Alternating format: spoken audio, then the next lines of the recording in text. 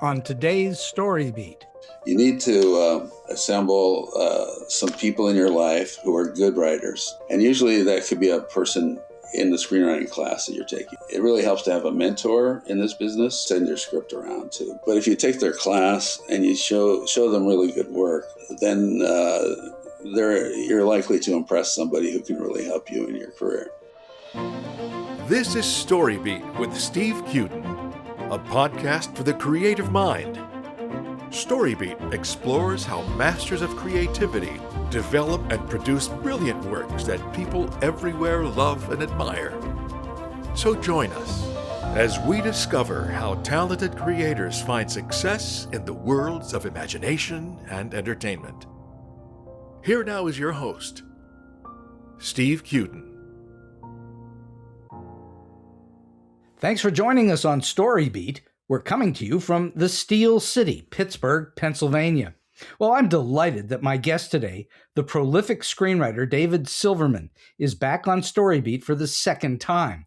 David has written for stars like Robin Williams, Bob Newhart, Rosanne Barr, Drew Carey, Sarah Silverman, Wee Herman, and others. David has co-created 5 TV series and written and produced on more than 30 different series, including hugely popular shows like Newhart, Roseanne, One Day at a Time, The Jeffersons, Alice, Dilbert, and South Park. David co-created The Wild Thornberrys, which spawned 2 feature films, The Wild Thornberrys Movie and Rugrats Go Wild. Other feature films David has co-written include Stepping Out, Purple Haze, and the Flintstones Movie. As a Stanford-educated psychotherapist, David's treated and coached aspiring writers, many of who've gone on to sell their own feature films and TV shows. David and his wife Regina, who is also a writer and editor, recently collaborated on their excellent book, How to Be a Rock Star Screenwriter, which contains some of the best advice I've read on the mindset that ambitious screen and TV writers need to succeed. Unlike most books on screenwriting, How to Be a Rock Star Screenwriter is filled with solid advice for those dealing with the challenging psychological issues facing writers who wish to work in Hollywood, as well as for those who are already successful screenwriters. I urge anyone hoping to make it as a professional writer in Hollywood to check out this very wise book. David and I have known one another for many decades, connected by our mutual friend, the late, great Steve Sestarsik. David and Steve were a well-known, highly successful sitcom writing team. They wrote and produced hundreds of TV scripts together. So for all those reasons and many more, it's a real joy for me to welcome back to StoryBeat the screenwriter, author, therapist, and my friend, David Silverman. David, it's great to have you on the show for the second time. Hey, good to be here. Well, it's great to see you. So let's take a look at where you are today. You already did one show and we talked about your history. So we're going to skip over that a little bit, as I typically do at the beginning of almost every show.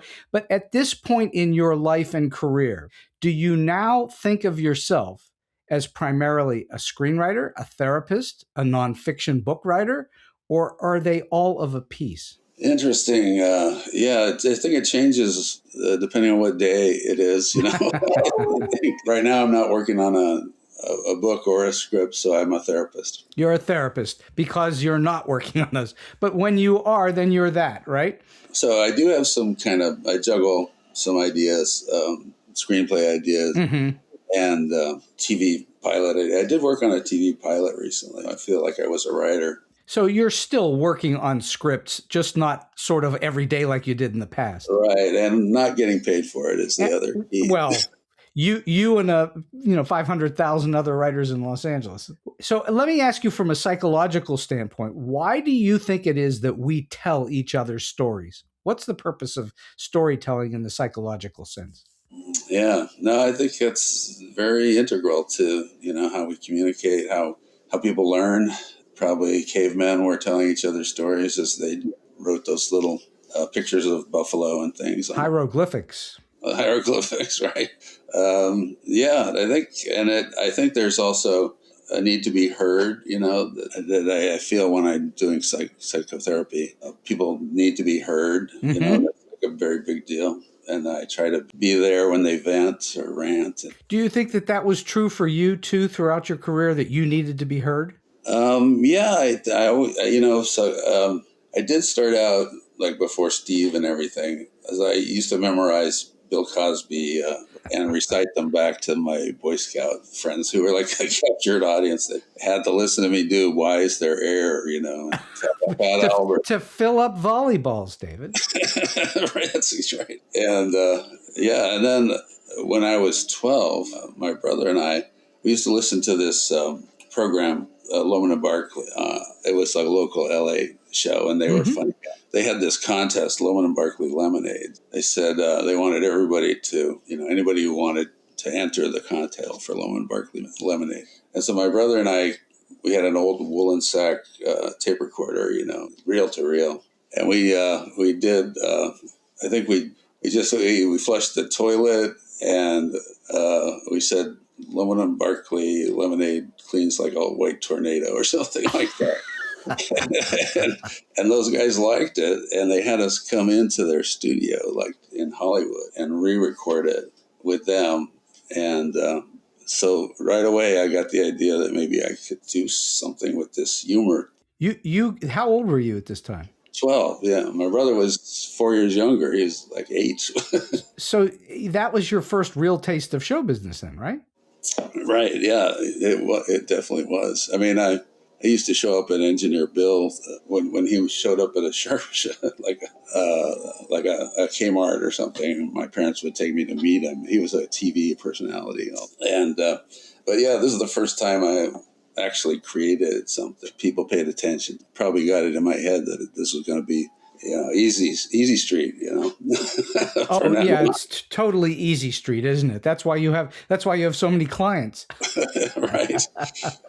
Yeah. So the old line, the famous line is, dying is easy, but comedy is hard. It is hard. Yeah, that's very true. I know it's almost impossible to define, but you've now had also not only years of writing it, but years of talking to people about, I assume, a certain amount of comedy writing.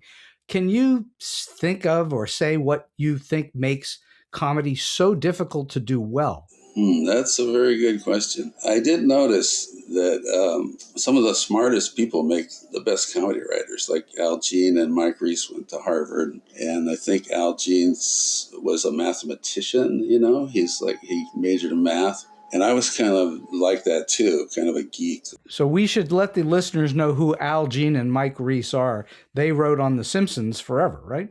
Yeah, they were... They ran The Simpsons for a long time, yeah. So why do you think that it being smart then makes you better at figuring out how to write comedy? Yeah, it seems like there has to be like a delay in the thought process. And being clever, you kind of figure out how to be one step ahead of the audience. And once it's that little step where they catch up with you, I think is where the laugh, this recognition. Oh, yeah, that's kind of clever. Someone who I am not remembering at this moment once said that comedy is tragedy plus time. Yeah, Lenny Bruce said that. Yeah. Oh, Lenny Bruce. Yeah, he was among probably a lot of people. Well, it seems like that there's a certain degree of truth to that. I mean, I don't think it's true in every case, but a lot of truth to it. Right, and there's a certain amount of, sometimes the biggest laughs come from making fun of somebody, right? So there's a little bit of like twisting the knife. Sometimes it's you're being mean,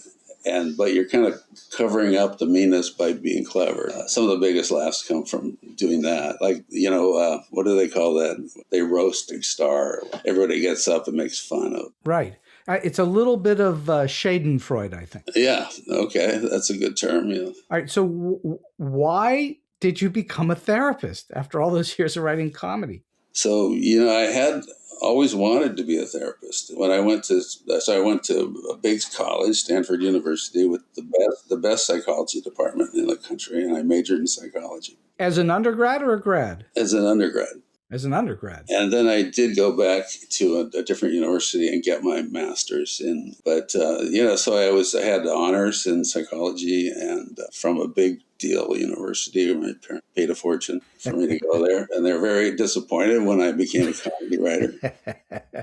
You probably made at least as much money as a comedy writer as you ever would have as a therapist, right? Yeah, therapists don't make a lot of money. Yeah, it's true. It's they do the studies on masters. So you get a master's in clinical science. It's one of the least paying. Like you'd rather be an engineer or or a chemist or something, anything else. So it doesn't pay very well. So at what point, going back to when you started to get into the business, at what point, the business of Hollywood, at what point did you think to yourself, I am pretty good as a writer of this comedy thing? Was there a moment where you had that epiphany? So I also took creative writing classes from this guy who wrote Presumed Deal. Scott Turow. Scott Turow. And he was a TA at Stanford, so before he was famous. Wow.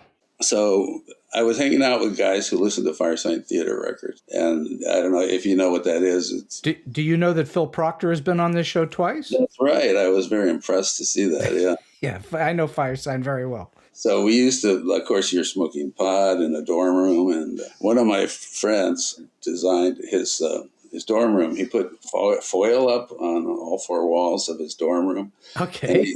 He said it was it was designed as the inside of a hash pipe. And, that sounds like a Steve Sestarsik idea. Doesn't it? Yeah. So I used to hang out with Steve-like people even before I met Steve. Right. For the listeners that don't know, Steve Sestarsik was about the most out there human being I've ever known. And I'm sure David will agree with me. Steve was on another planet when it came to thinking. Yeah, which made him an original thinker. Very much so. Very much so. Yeah, person with really bad ideas.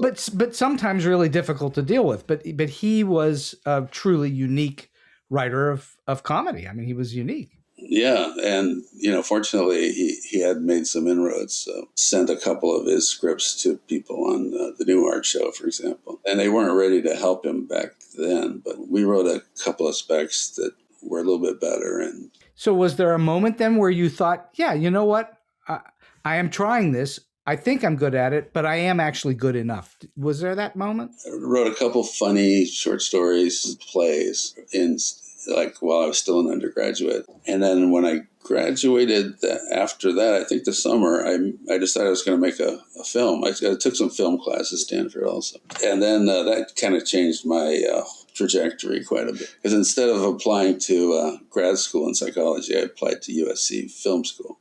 And I made a short film during the summer with my sister and some other people. And it was funny enough. It made us laugh. And I sent the script to USC, and they accepted me. And that's where I met Steve, and we started working more seriously on commercial. Indeed. Well, that's where I met Steve, too, was at USC. I met him in a playwriting class in the theater department. Right, yeah. And you've turned out to be pretty good at that playwriting. Yeah, that's turned out to be okay, yeah. Yeah, not bad at all. So I am curious. You have this background in undergrad as a therapist or taking a therapist degree. What is that degree? What would that be? At that point, it was just a psychology degree. Oh, a psychology degree. Do you think that that degree has had an impact on the way that you thought about characters and writing them? Yeah, I think so. Yeah, I think like some of our mentors had told us to write about the characters, get into some depth. Mm-hmm. And I had that interest already from, being a psychology student. And the other thing about my family was we were in family therapy from back when I was 12 and on Lohman and Barclay. I was in family therapy with a psychiatrist. And my brother had OCD. And so, he was like germ phobic and he had all these terrible symptoms. So, but the family therapy worked, and he became like a functional member of society. And I was impressed by that. So I think that's where I got the idea that maybe a valuable service to render would be a therapist. Correct me if I'm wrong. Part of learning psychology and dealing in psychology is archetypes, human archetypes. Character archetypes. Right. That had to have had an influence on the development of script work for you, I assume. Yeah, definitely. Yeah, I spent a lot of time studying the archetypes and how they figure into movies. Can you think of an example of something that you used in your writing that was from some sort of a psychological archetype? Let's see. Well, the jester archetype is, like there's certain characters that work well in comedy. Mm-hmm. For example, the greedy character like the George Jefferson, the kind of even a bigoted character like Archie Bunker and things like that. So you see that in those Jungians I had some chapters, which I didn't include, involved in this book about archetypes that are the most commercial archetypes to pattern your screenplays after. And that's partly about how the book became about is when I started practicing. I had a private practice. I was working with a lot of writers. I needed some sort of publicity. So I wrote for a big website called Psych Central, right? And they reached hundreds of thousands of people. It's kind of like Psychology Today. I showed them some samples of some ideas of blogs, and I didn't get paid for it, but they let me write a weekly article, a weekly blog, and I probably wrote about 84 of them, and a bunch of them had to do with the archetypes and what sells and that sort of thing. But you were right. I think the listeners should pay attention to what you just said a moment ago. You wrote 84 or so articles for this publication online and got paid nothing. But you did that as what a marketer would call a loss leader. You were doing that in order to entice people to you, correct? Right. And in the back of my head, I had the idea that I would put this book together out using those chapters. So I didn't use all of them. I thought some of them were better than others. Well, we're going to talk about the book in just 2 seconds, but I have one more question I'm curious about.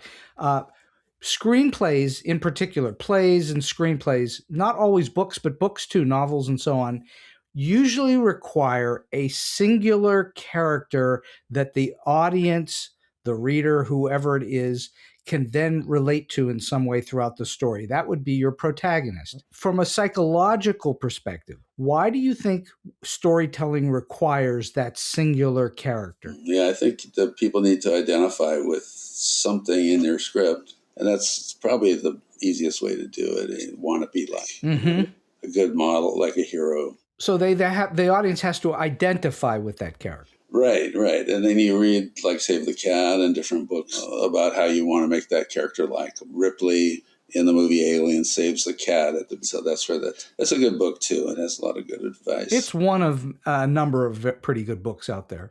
I would highly urge people to check out Beating Hollywood, was written by yours truly. But that's just another kind of book. So let's talk about how to be a rock star screenwriter. Tell the listeners what the purpose of the book is. Why did you wrote it? Why did you write the book? What did you hope to express that people would get from it in total? Right. So I was writing these blogs for Psych Central, and I was trying to come up with good advice for screenwriters, and advice that sort of touched on psychology in one way or another, because it was a psychology website. It wasn't a screenwrite. But those chapters seemed like they should be helpful to somebody, and if I put them into a book, maybe they could learn some of the lessons that I learned the hard way. They would give them a leg up. Well, I of course have read it, and there's no question it's very helpful. And as I told you after I read it, I wish that I had had that book before I started my career, because I would have found it very useful. It would have taken some of the psychological burdens off of me where you just don't understand what's going on, especially in the beginning of a career. Right. Yeah. There's a lot of sort of myths about screenwriting. A lot of people expect that they're going to write one screenplay and sell it and make millions of dollars. Yeah. Right. Yeah. And those are some of the myths. Another thing that you wouldn't expect to learn is that the writer is like lower on the totem pole than you would imagine. You're saying that the writer is on the totem pole at all? Yeah, right. Just barely. Just barely on the totem pole. Yeah. So I tried to. I tried to do it in the book. To try to be as encouraging as possible. There's a lot of bad news in this business.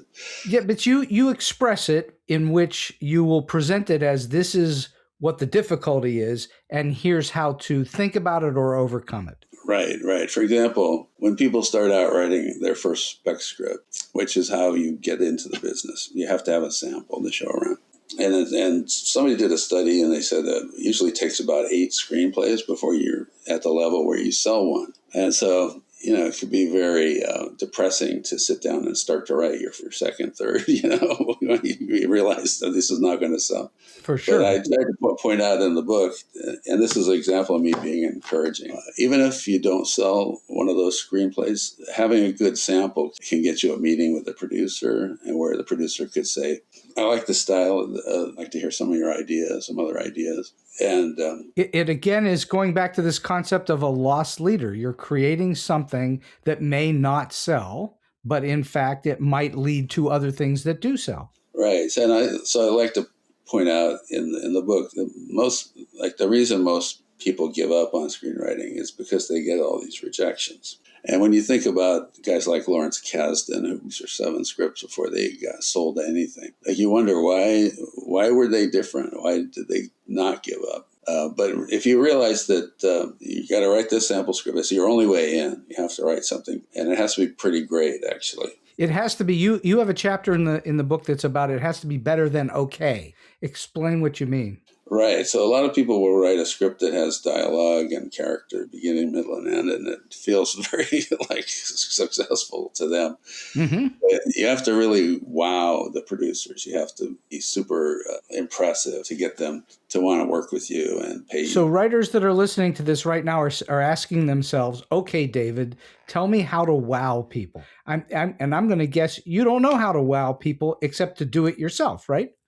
Well, here's one key, and I think I have a chapter called the Zen of screenwriting growth. You need to assemble some people in your life who are good writers who can read your script, and usually that could be a person in the screenwriting class that you're taking. It really helps to have a mentor in this business, someone who's for example, Steve Starsick and I took classes from Lorenzo Music and Sam Locke, and these were guys. Lorenzo Music had created Rhoda.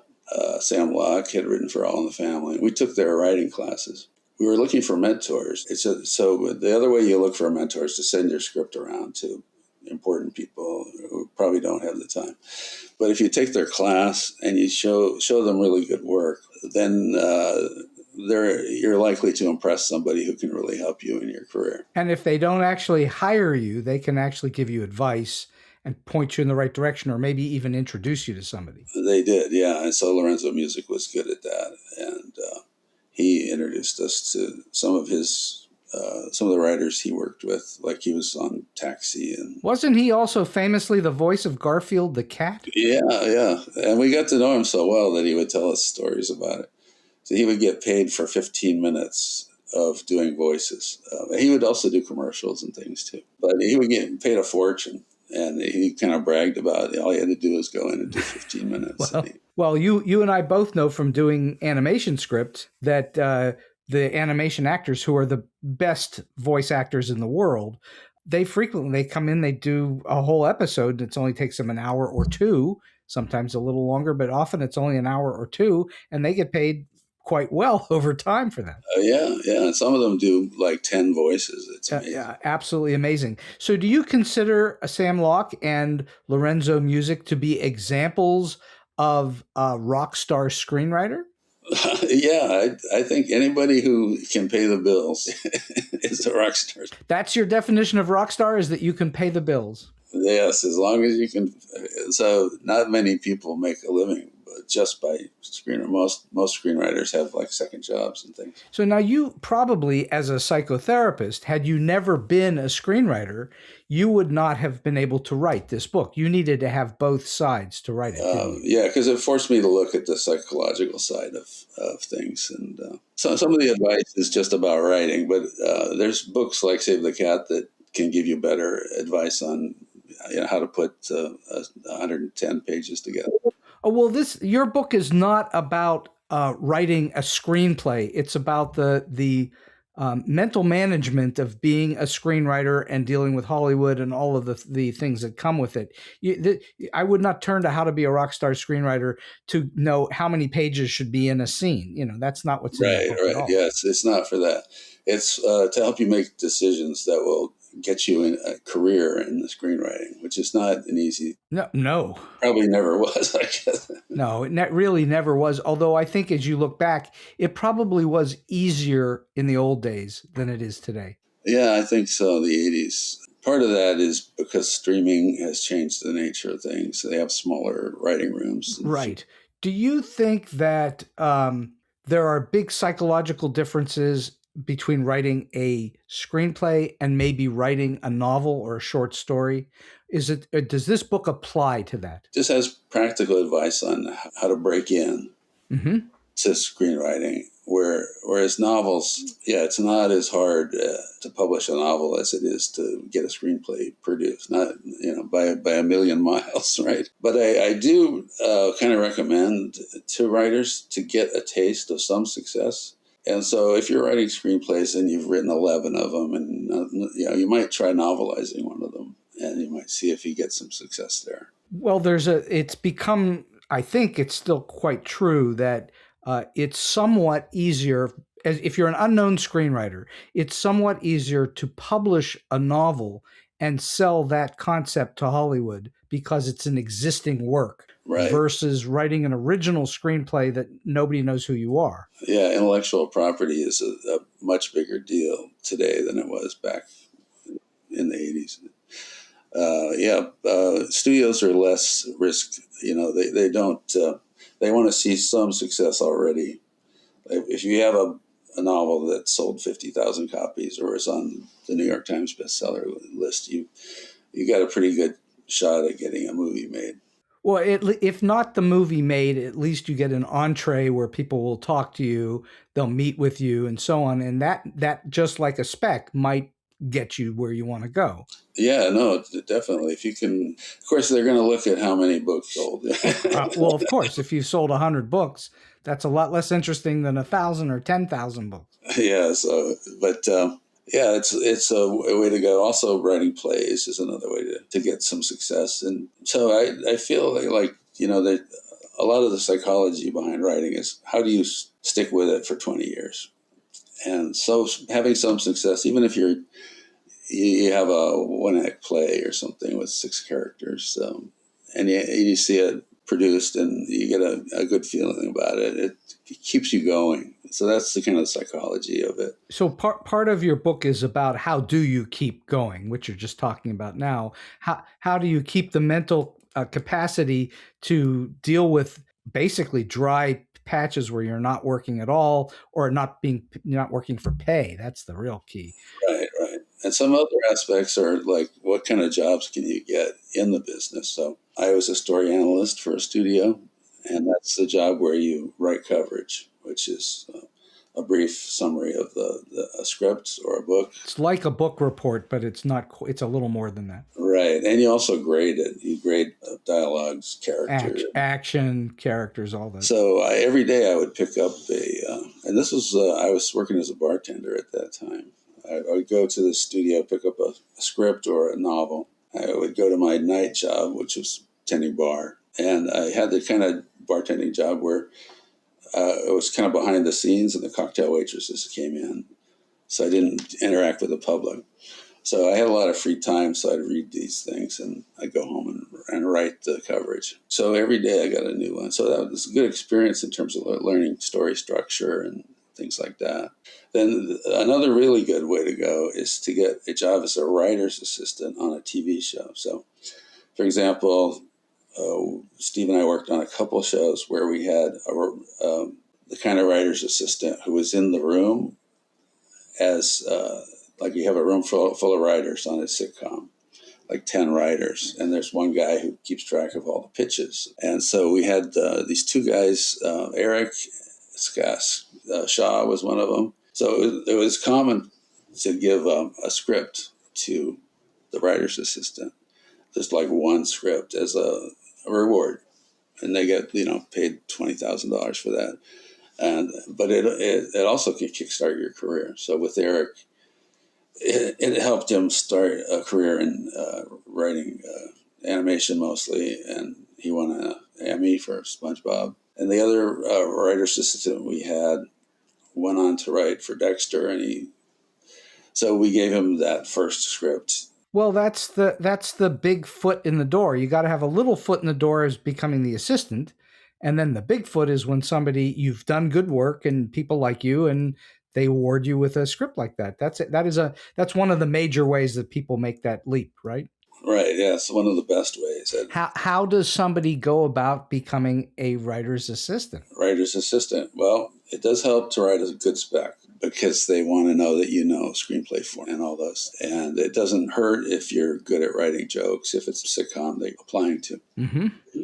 Because, at some points, Eric would pitch a joke, then we would say, that's pretty good. We'd put that in the script. So he wasn't even on staff as a paid writer. He was getting jokes in. And so, all right. So as you're writing the book, how did you figure out you had all these articles and you knew you were going to compile them into some form here? How did you start to do that? Did you sit down and lay them all out on a table and decide they were in this order? How did you put the book together?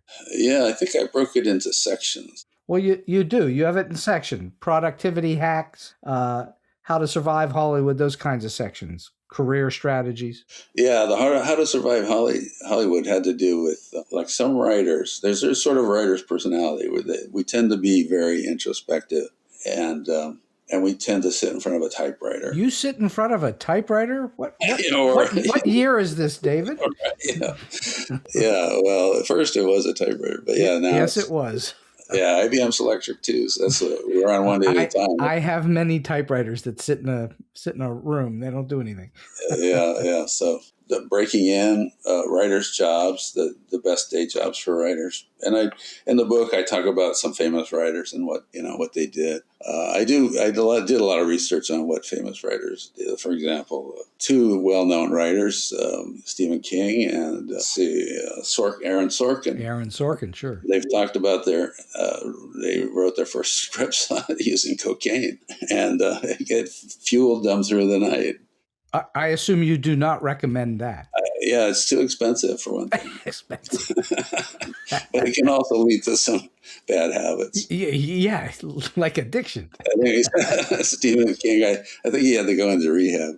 But yeah, it's interesting to know how people did it. So I do break that down. And then I break it down in terms of older writers. So a lot of people are older, like 40, 50, and they want to get into the business. I recommend they write screenplays. TV is a young man's game. Your 20s and your 30s is what they're looking for. So why is it a young man's game? Because it's there's a few reasons for that, but a few reasons. One is because it's a group thing. There's such a thing as a writer's room where they hire 10 writers, let's say. The guys who run shows might be in their 30s, and they tend to hire people younger than them. They don't want people with more experience above them. They don't want to be shown up. Exactly. So if you're under 40, I think you want to write a TV pilot, which is what the way you get into writing television is to write a spec, which means it's the first episode of a new series. Back when Steve and I broke in, we wrote a Taxi spec and a Barney Miller spec. It shows the people who are hiring that you know how to handle character and write a certain style and that sort of thing. You write in the book about why writers should not worry about Hollywood stealing your movie or story idea. Why is that? Right, because then if you just worry about that all the time, you'll be reluctant to send your script out. It does happen sometimes, but it's pretty rare, though. It's pretty rare. People are savvy and they know they might get sued. Well, and also if you have written something and you've shown it to other people, there's sort of great evidence. And if you then register it with the WGA and copyright it, well, you don't really need to copyright it. The WGA is sufficient to say it exists. Right.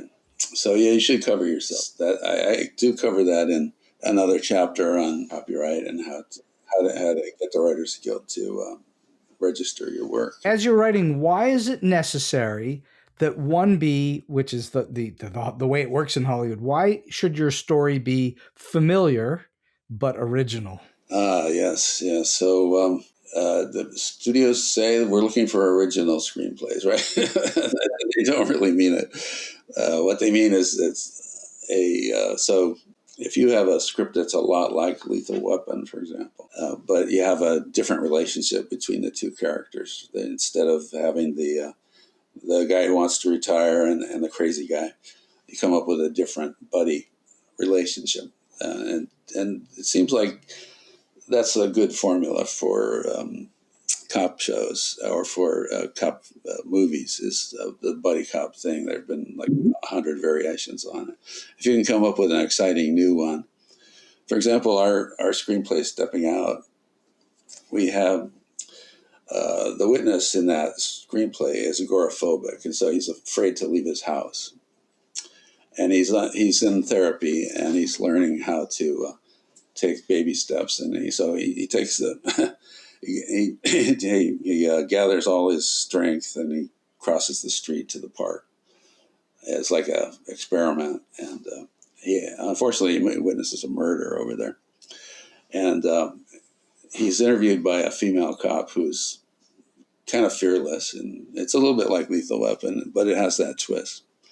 Anyway, we were able to sell that on the pitch because it sounded original enough, but familiar, right? So it's Lethal Weapon, except you get a psycho and a female cop. So they want an idea that is they know how to market it already. They know how to sell it, but yet it's original in some way. Right. So if you write a completely original screenplay, it could be like a guy moving around on a chessboard, or being shot into space and living in the stratosphere for 100 years. But that's too original. It can't be something that they don't know how to sell. Exactly. So if they can compare it to a successful feature or a successful TV show, then you're in business. Now, in that line, there's nothing that's better than something for selling a script than coming up with what's called a high concept idea. Right. What is a high concept idea? It's something you can sell on a pitch, and that's what happened with Stepping Out.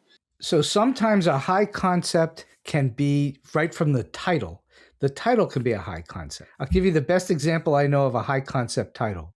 Snakes on a Plane. Yeah, right. Or Splash. No, that wasn't the title really, but Splash was a guy who falls in love with a mermaid, right? Yeah, there you go. Spielberg has been known to say that he knows he has a story he can work with when he can hold it in the palm of his hand, meaning that you can state the idea basically in one sentence or a few words. Right. Yeah. That's high concept. Yeah. There's something known as the elevator pitch, which is like if you happen to be on an elevator with Spielberg and you've got like 20 seconds to pitch, if you can sell them on something. And that's what happened with Stepping Out. We had to set up a meeting with the producer who looked for high concept stuff. And I think we pitched, 10 ideas, but that one really grabbed him. We ended up pitching that, my wife and I, not to, he took us around to all these studios. We pitched to some big shot directors. The guy who directed Lethal Weapon, actually, we went to his house. That's Dick Donner. Dick Donner, yeah, we went to his house. And so you're the ideal person to ask about collaboration. You collaborated on the book with Regina. You collaborated on Stepping Out with Regina. But you spent years and years and years collaborating with Steve Sestarsik, decades. What is it that makes a collaboration work? Yeah, that's very tricky. Well, you have to be able to get along with the person. And with Steve, sometimes that was difficult. I wouldn't have any idea, David. Right. Yeah, Steve was a difficult person sometimes. Yeah. But I think I'm a difficult person, and I don't know you that well, but I'm imagining you have your own quirks. Of course, yeah.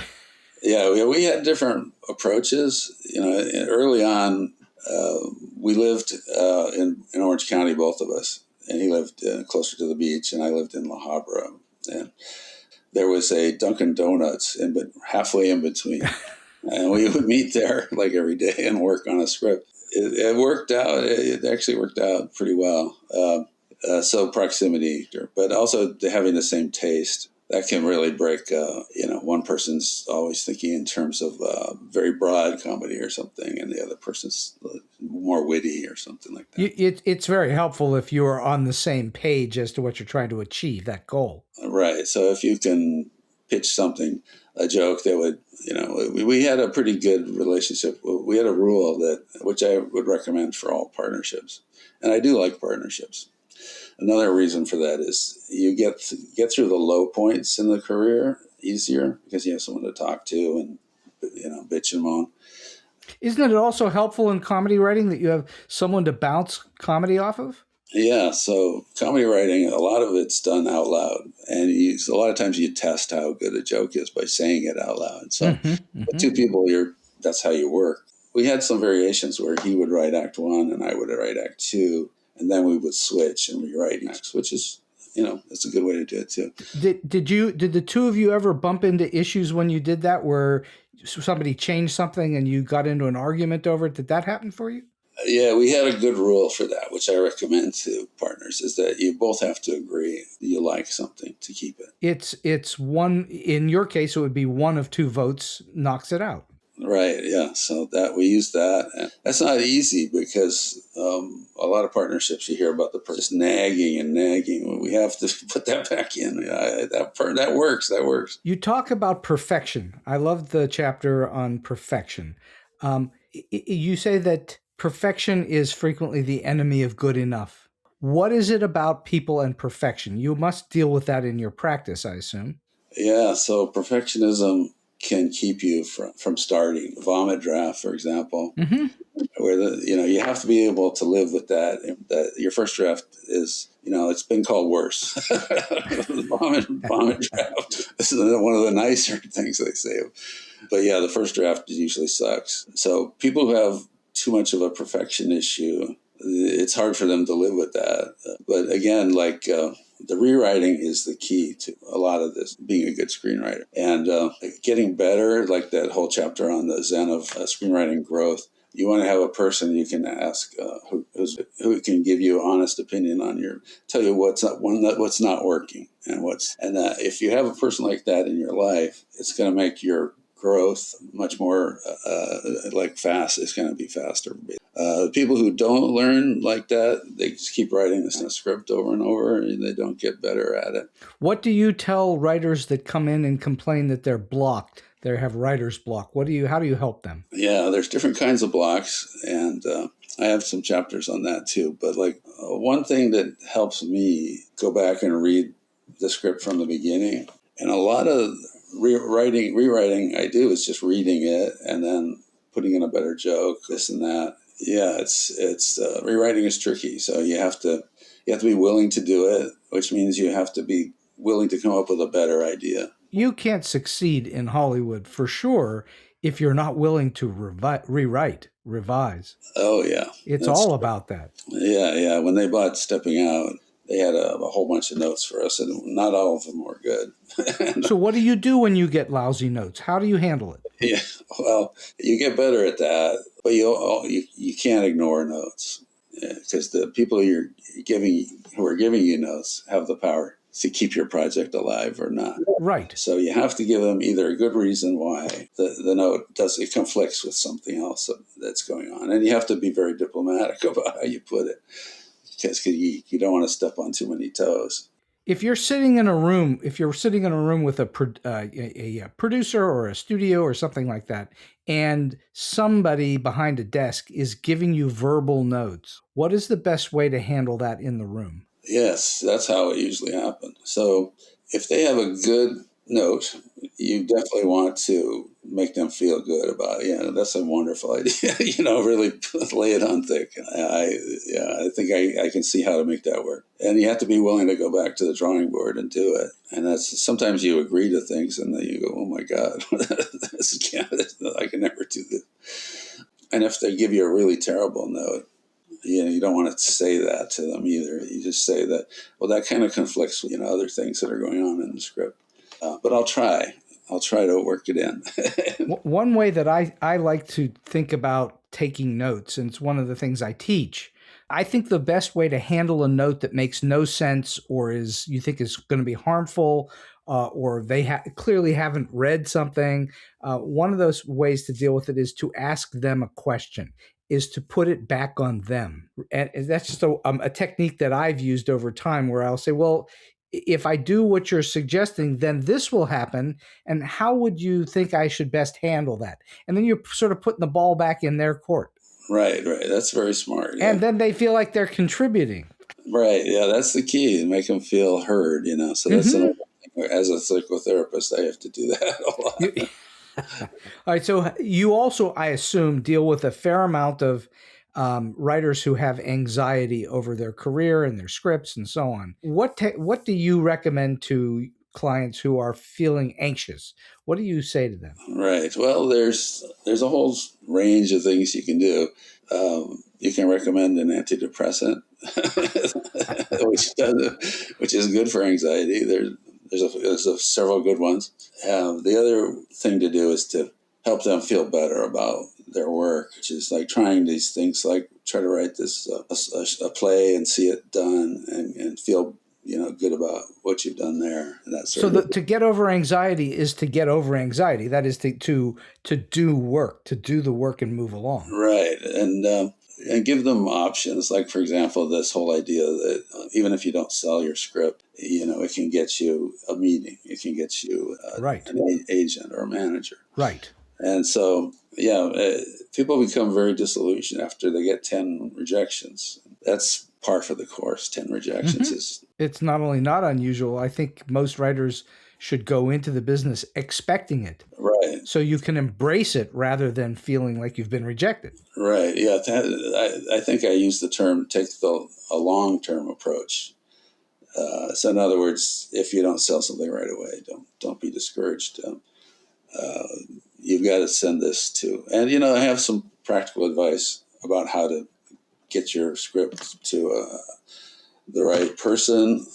There's a program, IMDb Pro is a good way to go find producers who make movies similar to the ones that you just wrote and send it to them. And I have a chapter on how to write a query letter. How to get an agent and a manager, that kind of thing too. Right. And how to send your script, what a log line is, and how to create one that's really good. And those are important. Well, are you thinking about publishing anything further, any more books? My wife is very interested in detective novels, and she might want to write one of those. With you or by herself? Possibly either way, but if she wants to do one with me, I probably would go ahead and try it. Well, that'd be kind of fun. Would that be a comedy or would it be a straightforward detective story? Yeah, I don't know. I think it probably would work better if it had some comedy in it. Yeah. Well, that's what you're known for. That's your forte. Also, that's my approach to writing is I look for the jokes. And that can be a detriment also. I often think I wish I had written, like I had a bunch of spec scripts that I have that are just sitting around. I wish I'd been paid more attention to the emotional arcs. Well, I've been having just a spectacular conversation with David Silverman and certainly about his book, How to Be a Rock Star Screenwriter, his and his wife, Regina's. They wrote this just wonderful book that I highly recommend to you, especially if you're trying to figure out how to think your way through a career in Hollywood, which is a challenge for even the most successful writers have to deal with some of these psychological challenges to overcome. You've told us a whole lot of wonderful tales and stories already, but do you have a story that you can share with us that's either weird, quirky, offbeat, strange, or just plain funny? Okay, yeah, I do have a few of those. So this guy in Las Vegas, he had a radio show. I sent him the book, and so I'm listening. The radio show's on. He's introducing me as one of the co-creators of The Simpsons. The Simpsons, and also he said that I was a Green Beret. So this is my introduction. I'm good. And you didn't create The Simpsons, and you were not a Green Beret. Yeah, both of those. But I had a funny story that kind of saved it a little bit, because when Steve and I worked at Fox, which we were there for 3 or 4 years, the other David Silverman, there's a David Silverman who was a director. Mm-hmm. And I met him at one point. The guys who ran The Simpsons, David Silverman, this is David Silverman. Anyway, so I kept getting his paychecks. So I would get kept getting his paychecks? I would get paychecks for the other David Silverman. Did you cash him? Yeah, I tried every possible way I could think of. But I figured I would get into a lot of trouble. I think you would get into a lot of trouble if you did. Yeah, so I sent them back to Fox and said, there's 2 David Silvermans. We both work for Fox. And this is the other David Silverman's check. It was about $15,000 for directing one episode. And then a week goes by and I get the same check in the mail. So they didn't register. What I told them was that I was the wrong guy. So I got a hold of the other David Silverman's phone number. Yeah, I got to give you this check. All right, I'll mail it to you. It's a shame you couldn't just go cash it, I know. I thought, well, we have different social security numbers, but I don't know. But Oh yeah, that would show up really quick, wouldn't it? if I could find his number, maybe I could do And then it. he's banging on their doors. Where's my money? Where's my money? So that was kind of amusing. But yeah, I explained all that on the air. What was the story that I know Steve told me that I'm sure you were there, in which a showrunner was getting a suit made while you were doing work in a room? Yeah, so sitcoms usually take place in a big room full of writers, and this particular writer seemed to just want to get away from his family, and it wasn't his getting the work done was not high on his priorities. So, and it was very obvious because we would go into the room and he would be interested in anything, but he would go through the baseball score. And he would pick games to bet on and things. And one day he brought his tailor in, and he's having his suit made. And I'm not going to say his name because I don't want to get sued. But he was getting fitted for a suit while you were all in front of him working? Yeah. And there was a couple of people in the room who nudged him, like we have to get working here, because these things could go all night, and they often did. And I remember this was at the Radford lot, and we worked till 6 a.m. and we went and got breakfast, and so everybody wants to go home except for this guy who apparently doesn't, his marriage is failing or something. Anyway. Sure. So he's there all night long getting fitted, and he would say have 6 suits, have 6 of them sent to my Aspen house, and 6 suits sent to my Beverly Hills house. Oh, golly. And we'd be all going oh my God. Well, that's the way it works. All right. So last question for you today, David. You've already given us a gigantic amount of advice, and your book, How to Be a Rockstar Screenwriter, is just chock-a-block filled with great advice. Do you have a piece of advice if somebody comes up to you and says, David, what should I do? I want to have a career in Hollywood. I want to be a writer. What should I do? Do you have a piece of advice you can give them? Yeah. So I have a chapter on how to find a mentor. Mm-hmm. And so you need to send your work to an important writer, somebody who's well known, at least further up the ladder than you are, and has some more clout. And so Steve and I, we kind of got lucky because we took those classes. The one with Lorenzo Music. Now the one with Sam Locke, he had written for All in the Family, and he was in his 60s when we took the class. And Lorenzo Music I don't think he was that old. He was still working. He was the voice of Garfield. Anyway, but Sam Locke, he liked our script. It was a Barney Miller or something.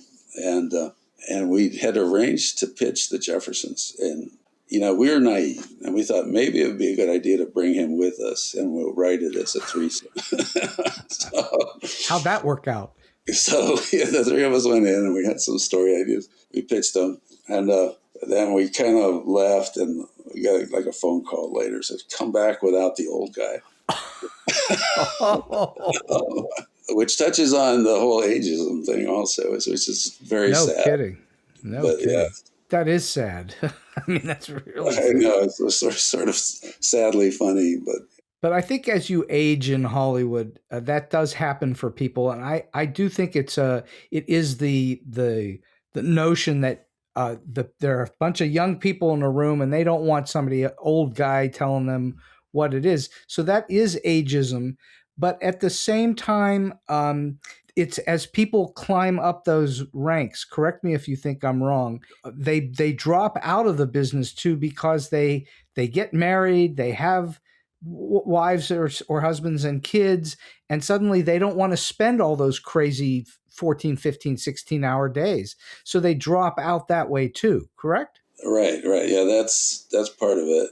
Yeah, it's true. But the exciting thing about staying up all night and writing for a TV show, it gets old after 10 years, when you have kids and everything. It might get old after 10 weeks. I mean, that starts to wear on you because it's, especially if you have a family. Right. Yeah, we wrote a pilot of another partner of mine, Jack, we wrote a pilot about a 70-year-old comedy writer like me, whose name is David. And he hasn't worked in a long time, but he has good credits. Anyway, so it's about ageism. And he has a Hispanic daughter-in-law who is also kind of funny. And he uses her as the front, She's the beard. She's the beard. She gets the job on the TV show, and then there's episodes where she thinks she's good enough. We're going to break away from the writer that has the Emmys and all the stuff they have to go through to keep their partnership together. Well, that sounds like you'd be perfectly suited to think that one through. That's for sure. Right. Yeah. Well, David Silverman, this has been a lot of fun for me, and I can't thank you enough for your time, your energy, and your wisdom on this. And for those of you out there that want to understand what it takes, the guts that it takes to become a screenwriter of success in Hollywood, check out How to Be a Rockstar Screenwriter by David and Regina Silverman. David, thank you so much for being on the show with me today. Okay, thank you. And so we've come to the end of today's Story Beat. If you like this episode, won't you please take a moment to give us a comment, rating, or review on whatever app or platform you're listening to. Your support helps us bring more great Story Beat episodes to you. StoryBeat is available on all major podcast apps and platforms, including Apple Podcasts, YouTube, Spotify, iHeartRadio, TuneIn, and many others. Until next time, I'm Steve Cuden, and may all your stories be unforgettable.